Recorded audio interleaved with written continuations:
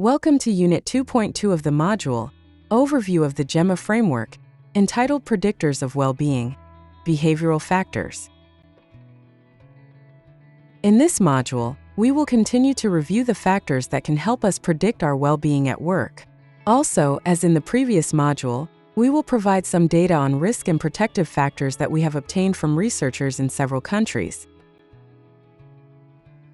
As we explained in the previous modules, the second type of predictor of well-being identified in the literature relates to individual employee behaviors. Let's explore them.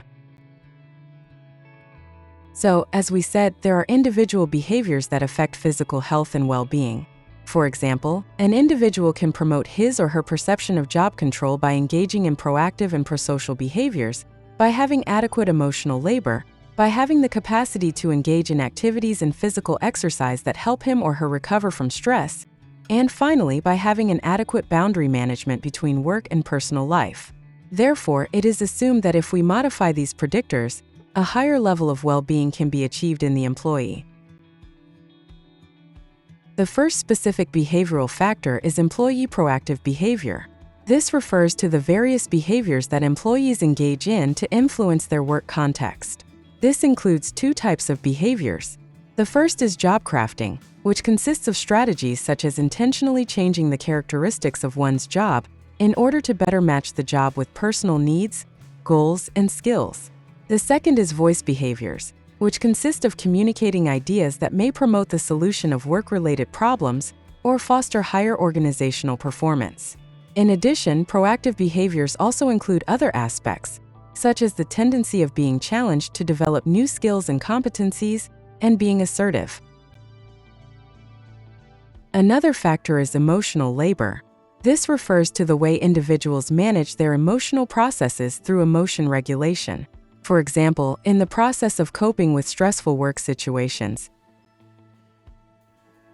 A third behavioral factor is related to engaging in prosocial behavior.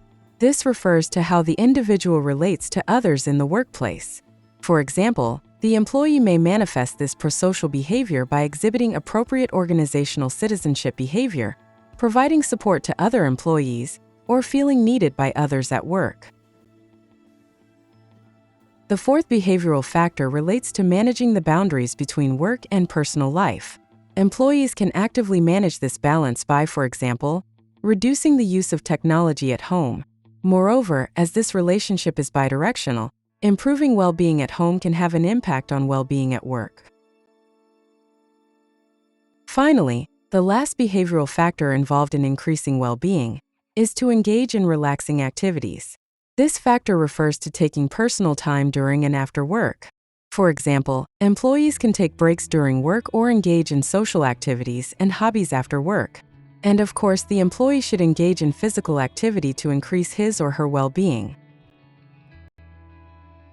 Similar to what we presented in the previous module, in addition to the data found in the literature, we wanted to highlight the data on risk and protective factors that researchers from several countries reported in the focus groups we conducted. Are you curious to see what we found? Let's start by reviewing some of the protective characteristics associated with the behavioral factors mentioned by academics in the focus groups that we conducted.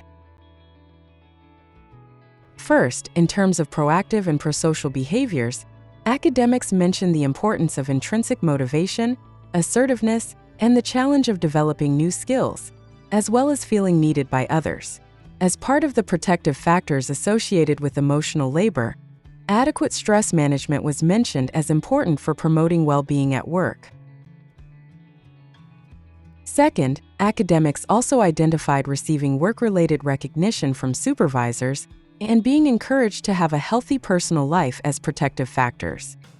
Finally, in terms of managing the boundaries between work and personal life, focus groups revealed that establishing healthy work rhythms and time management, setting balanced priorities between work and personal life, and being able to set clear boundaries were factors that contributed to increasing and maintaining well-being in the academic context.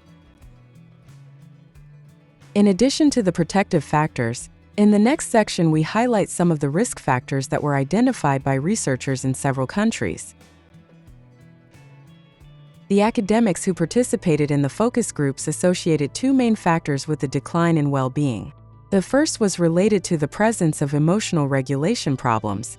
These can be shown as feeling frustrated about the fact that the end of the task is far in the future, experiencing high levels of stress, and perceiving time limitations regarding the completion of the required work-related tasks. The second is related to the management of the boundaries between work and private life, in which they highlighted excessive family obligations as one of the risk factors for their well-being at work. In this module, we hope that you have learned about the individual behavioral factors that employees can perform. You may recall that the goal of GEMMA is to teach you how to change these factors to cultivate well-being. In the next module, we will discuss why it is important to work on digital, life, and entrepreneurial skills to change these factors. See you in the next unit.